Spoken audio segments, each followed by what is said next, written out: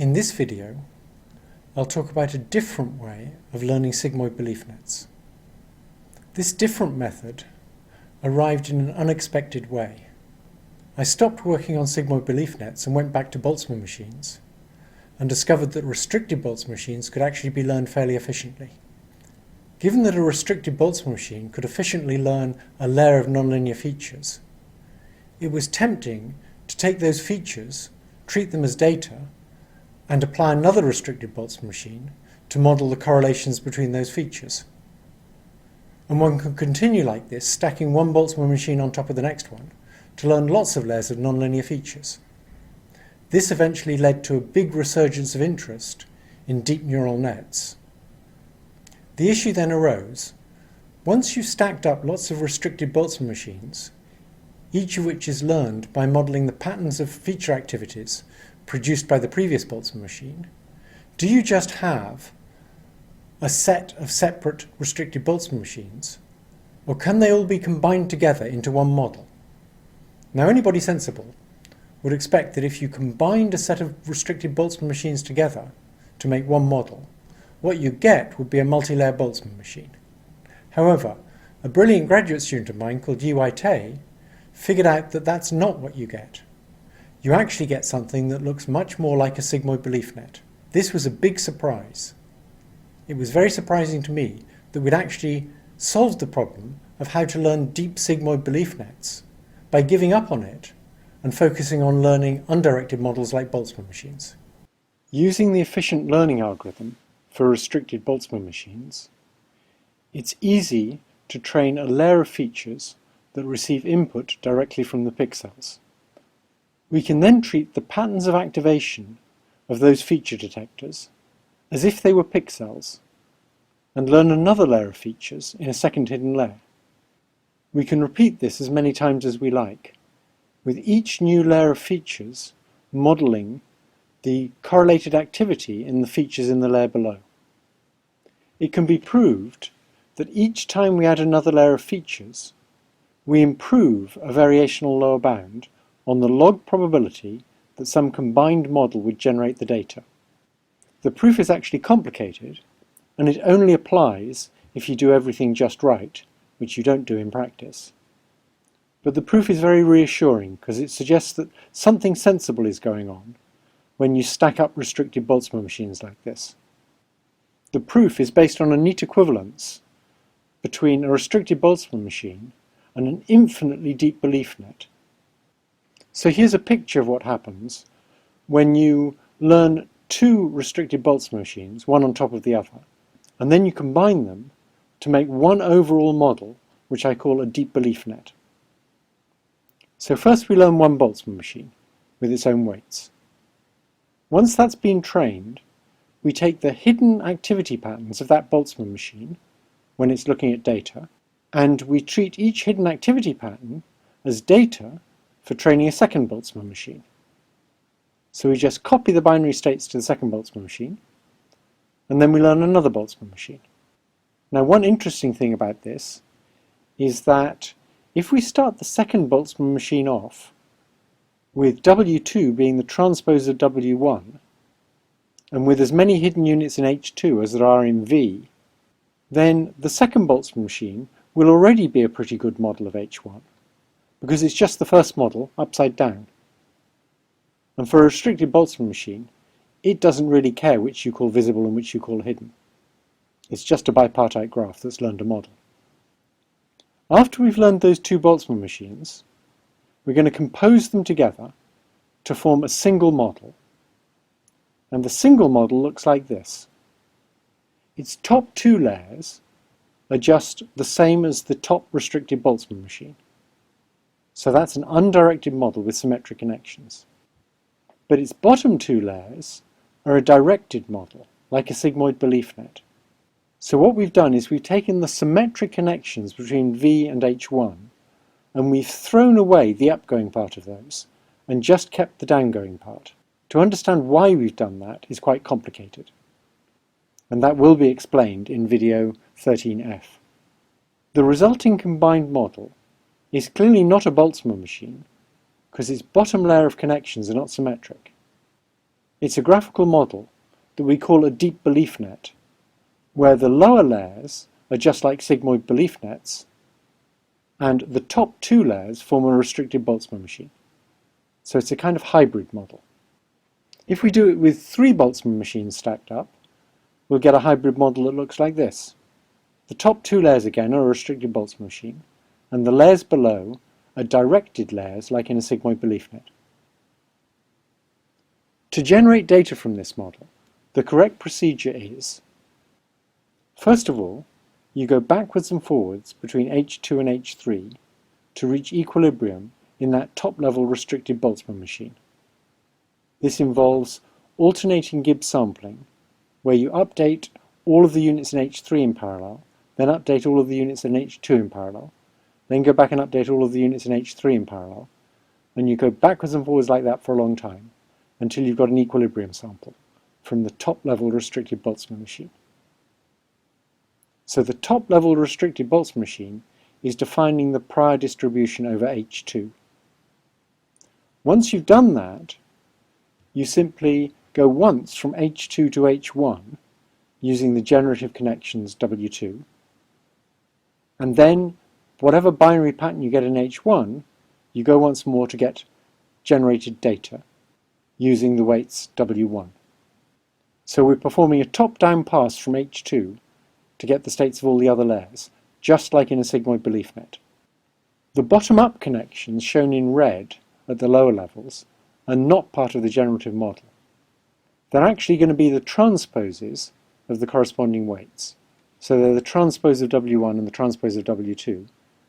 They're going to be used for inference, but they're not part of the model. Now, before I explain why stacking up Boltzmann machines is a good idea, I need to sort out what it means to average 2 factorial distributions. And it may surprise you to know that if I average 2 factorial distributions, I do not get a factorial distribution. What I mean by averaging here is taking a mixture of the distributions. So you first pick one of the 2 at random, and then you generate from whichever one you picked. So you don't get a factorial distribution. Suppose we have an RBM with 4 hidden units, and suppose we give it a visible vector. Then given this visible vector, the posterior distribution over those 4 hidden units is factorial. And let's suppose the distribution was that the first and second units have a probability of 0.9 of turning on, and the last 2 have a probability of 0.1 of turning on. What it means for this to be factorial is that, for example, the probability that the first 2 units will both be on in a sample from this distribution is exactly 0.81.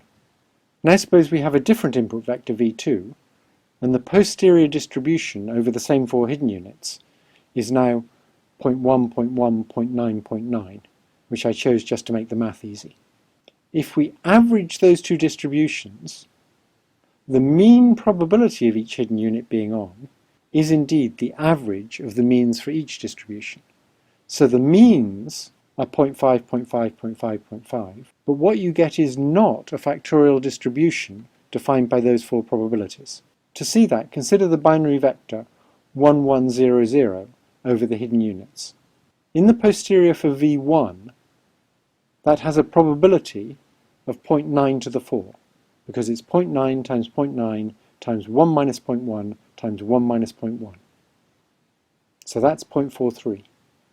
In the posterior for v2, this vector is extremely unlikely. It has a probability of 1 in 10,000. If we average those 2 probabilities for that particular vector, we'll get a probability of 0.215. And that's much bigger than the probability assigned to the vector 1, 1, 0, 0 by a factorial distribution with means of 0.5. That probability will be 0.5 to the power of 4, which is much smaller. So the point of all this is that when you average 2 factorial posteriors, you get a mixture distribution that's not factorial. Now let's look at why the greedy learning works. That is, why it's a good idea to learn one restricted Boltzmann machine and then learn a second restricted Boltzmann machine that models the patterns of activity in the hidden units of the first one. The weights of the bottom level restricted Boltzmann machine actually define 4 different distributions. Of course, they define them in a consistent way. So the first distribution is the probability of the visible units given the hidden units. And the second one is the probability of the hidden units given the visible units. And those are the 2 distributions we use for running our alternating Markov chain that updates the visibles given the hiddens and then updates the hiddens given the visibles. If we run that chain long enough, we'll get a sample from the joint distribution of V and H, and so the weights clearly also define the joint distribution. They also define the joint distribution more directly in terms of e to the minus the energy, but for nets with a large number of units we can't compute that. If you take the joint distribution, P of V and H, and you just ignore V, we now have a distribution for H. That's the prior distribution over H defined by this restricted Boltzmann machine. And similarly, if we ignore H, we have the prior distribution over V defined by the restricted Boltzmann machine. Now we're going to pick a rather surprising pair of distributions from those 4 distributions. We're going to define the probability that the restricted Boltzmann machine assigns to a visible vector V as the sum over all hidden vectors of the probability it assigns to H times the probability of V given H. This seems like a silly thing to do, because defining P of H is just as hard as defining P of V. Nevertheless, we're going to define P of V that way. Now, if we now leave P of V given H alone, but learn a better model of P of H, that is, learn some new parameters that give us a better model of P of H, and substitute that in instead of the old model we had of P of H, we'll actually improve our model of V. And what we mean by a better model of P of H is a prior over H that fits the aggregated posterior better. The aggregated posterior is the average over all vectors in the training set of the posterior distribution over H. So what we're going to do is use our first RBM to get this aggregated posterior, and then use our second RBM to build a better model of this aggregated posterior than the first RBM has. And if we start the second RBM off as the first one upside down, it will start with the same model of the aggregated posterior as the first RBM has, and then if we change the weights we can only make things better. So that's an explanation of what's happening when we stack up RBMs. Once we've learned a stack of Boltzmann machines and combined them together to make a deep belief net, we can then actually fine-tune the whole composite model using a variation of the wake-sleep algorithm. So we first learn many layers of features by stacking up RBMs, and then we want to fine-tune both the bottom-up recognition weights and the top-down generative weights to get a better generative model. And we can do this by using 3 different learning rules. First, we do a stochastic bottom-up pass, and we adjust the top-down generative weights of the lower layers to be good at reconstructing the feature activities in the layer below. That's just as in the standard wake-sleep algorithm. Then, in the top-level RBM, we go backwards and forwards a few times, sampling the hiddens of that RBM and the visibles of that RBM and the hiddens of that RBM and so on. So that's just like the learning algorithm for RBMs, and having done a few iterations of that, we do contrastive divergence learning.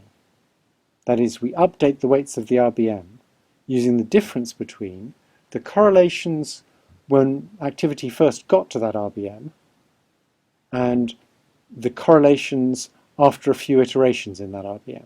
We take that difference and use it to update the weights.